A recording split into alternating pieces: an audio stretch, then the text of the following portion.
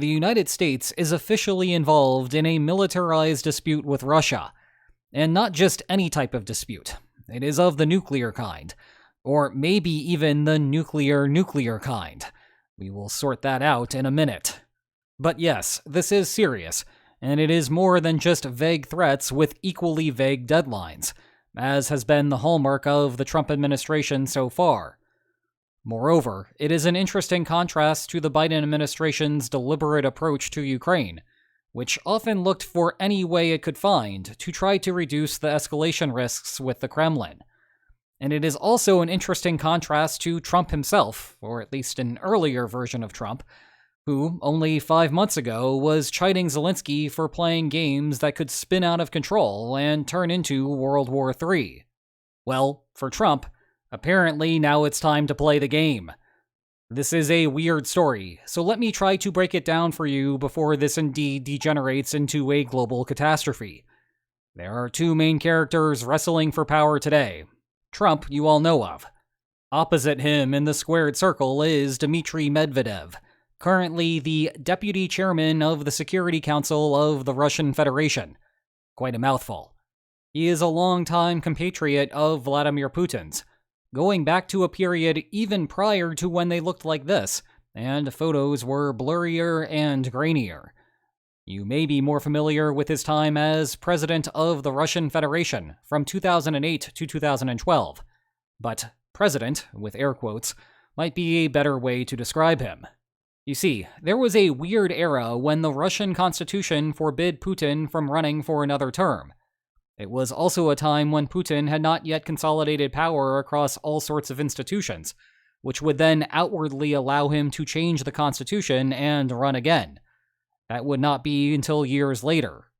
But there's always a plan B. Medvedev became president, and Putin shifted over to the role of prime minister. Nevertheless, few in the West doubted that Putin was still pulling the strings behind the scenes.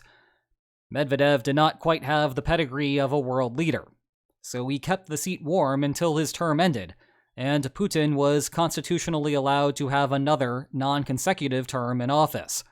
And at that point, the authority officially transferred back to Putin, even if he never truly lost it. Fast forward to today, and Medvedev no longer has the power of a head of state on any level. He instead operates as a well-known bureaucrat within the Kremlin. His latest evolution, at least from the perspective of Western audiences, has been to comment on Twitter, and then later X, about the strength of Russia's position in the war in Ukraine. Okay, that is the backstory. Now we can get to the current saga. Are you ready? Then let's go. Flashback to July 14th. Trump announced a new plan for NATO countries to purchase weapons from the United States, which would then allow for more arms to be forwarded to Ukraine. I covered the backstory of why Trump's attitude was changing as it related to the war in my last video. But for now, the key point is that Russia's repeated strikes on Ukrainian cities had turned into a bit of a personal betrayal from Trump's perspective, and it did not help that the Polish consulate had been struck in one such assault about a week beforehand. Trump also announced that, should there not be some real progress on a ceasefire, he would implement a new sanctions package in 50 days. These are the secondary sanctions that would actually raise tariffs on countries still purchasing Russian energy exports, mainly India and China. That, in turn, would hit Russia with an economic sledgehammer, starving the Kremlin of the key funds that it needs to continue the war effort in Ukraine. And to pull back the curtain for a second here, when the nuclear submarine story broke, I was literally about to start recording a 40-minute analysis about why it is a serious bill with serious consequences that Trump may just implement despite all sorts of empty threats in the past. Heck, Medvedev even joined the choir on that point. Given the number of red lines and empty threats coming from the Kremlin during the war, though, it was a real pot meets kettle moment. I will save all of the reasons why these sanctions seem different than the typical Trump timeframes for the next video. For now, the next key moment was on July 28th, at this summit between Trump and UK Prime Minister Keir Starmer. Without prompting, Trump announced that he was going to cut the deadline to 10 or 12 more days. That would be an odd proclamation if Trump's original plan was to stall for time. And yes, it comes with the usual caveat of saying that there is a deadline is not the same as actually imposing sanctions. But Medvedev did not take it well, posting on X that Trump's playing the ultimatum game with Russia. 50 days or 10, he should remember two things. 1. Russia isn't Israel or even Iran. Side note, I have no idea why Medvedev would compare Russia to Israel. The United States is not fighting Israel. Quite the opposite. Iran makes sense given that the United States recently bombed one of Iran's key nuclear facilities. And the operation was relatively easy because Iran had no air defense to speak of, in contrast to what would be the case if the White House ever ordered something similar against Russia. Back to Medvedev. 2. Each new ultimatum is a threat and a step towards war. Not between Russia and Ukraine, but with his own country. Don't go down the Sleepy Joe road. We have seen other world leaders adapt to Trump's style of rhetoric as a means of getting the president into a deal-making mood. And it has worked when the language is coming from a friend. Mark Rutte has been very successful with that. Telling Trump not to repeat Sleepy Joe's strategy was Medvedev's way of duplicating this sort of behavior. But this was not the move of a cerebral assassin that Medvedev thought it would be. On July 31st, Trump wrote on Truth Social, "I don't care what India does with Russia. They can take their dead economies down together for all I care." Note, this is referring to what would happen in the event that Trump triggered the secondary sanctions, and India refused to comply. Trump would then impose 100% tariffs on all Indian exports to the United States, which would kill a significant portion of the $88 billion in annual receipts headed to India. Back to Trump. We have done very little business with India. Their tariffs are too high, among the highest in the world. Likewise, Russia and the USA do almost no business together. Let's keep it that way. And tell Medvedev, the failed former president of Russia, who thinks he's still president, to watch his words. He's entering very dangerous territory. Not to be outdone, Medvedev responded on Telegram. The post was in Russian.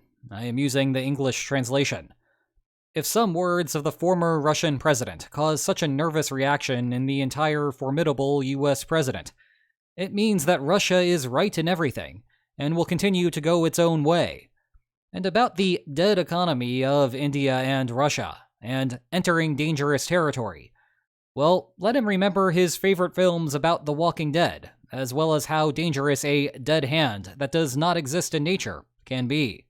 The bit about a dead hand is an explicit nuclear threat. A dead hand device is designed to automatically fire nuclear weapons at a target if specific conditions are met. That assures a second strike capability even if all of your leaders have died and are now conversing with the King of Kings. The automatic nature of a dead hand also eliminates any optimism that the other side will chicken out when it comes to retaliating to a nuclear strike. If set up properly, it is supposed to deter the first attack from happening at all. On August 1st, Trump responded on Truth Social.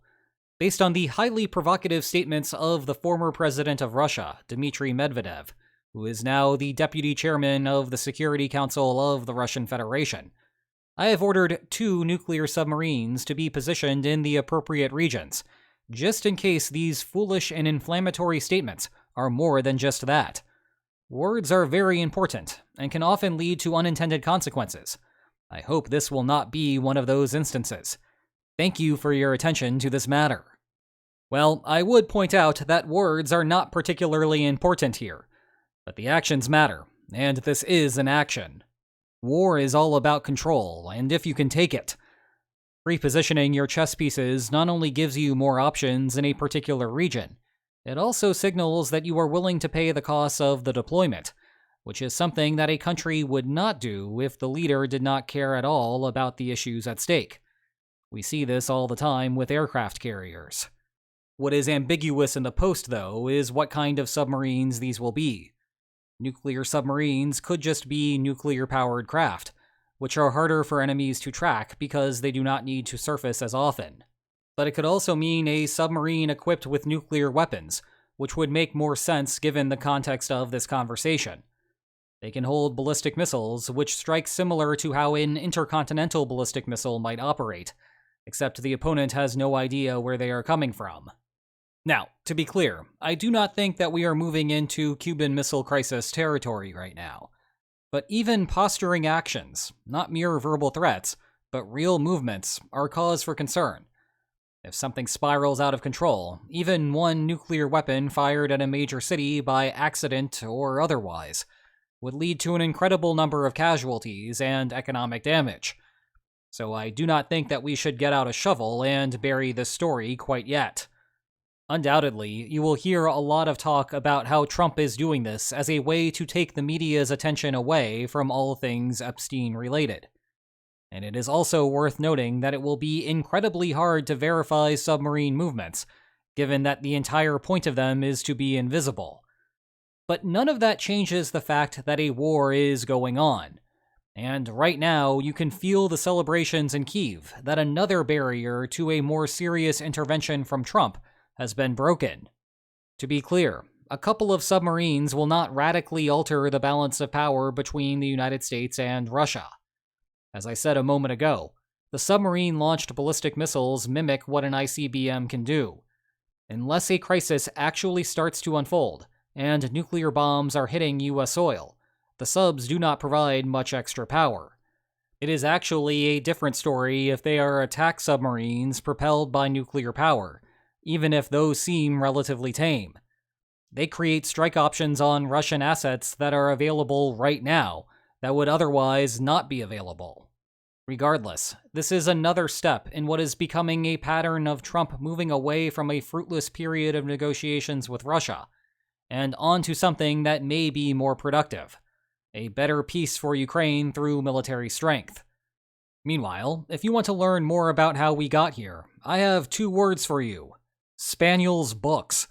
They are awesome and they do not suck. Check the video description for more information about them. And if you enjoyed today's video, please like, share, and subscribe, and I will see you next time. Take care.